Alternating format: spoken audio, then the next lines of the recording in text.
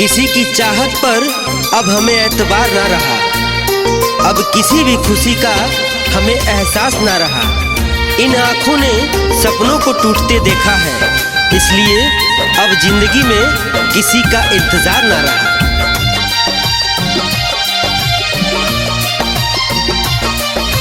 तोहरे से हम दिलवा लगैनी, तू ही हमर न भैलू।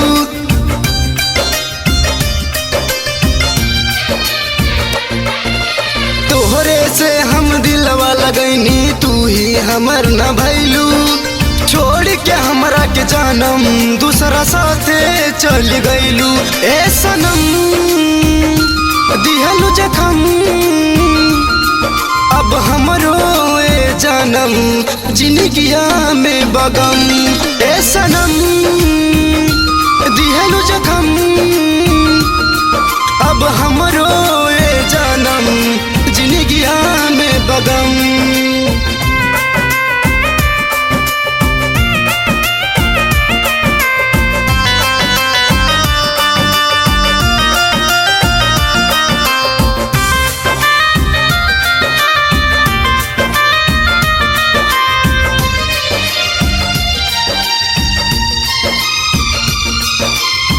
प्यार हमके तू ही सिखैलू, कैसे जियब जान न बतैलू।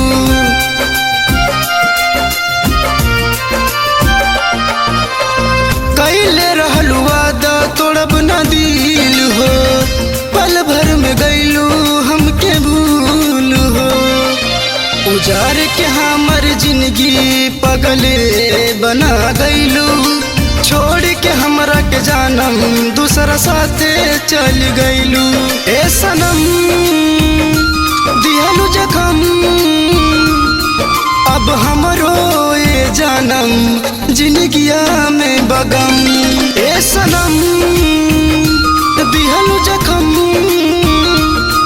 अब हमरो ए जानम जिंदगिया में बगम।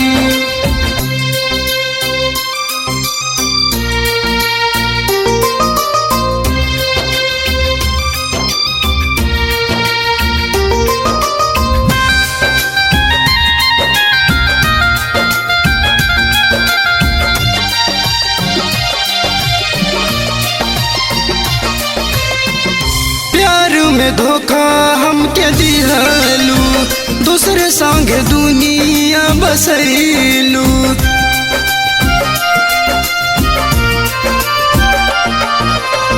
अभिषेक संग बाड़ू तू खुश हो, दीपेंद्र के दिहलू दुख हो। खेल के हमरा दिल से चुकना चूर कैलू। छोड़ के हम के जानम दूसरे साथे चल गईलू। ए सनम दिहलू जखम, अब हमरो ए जानम जिंदगिया में बगम। ए सनम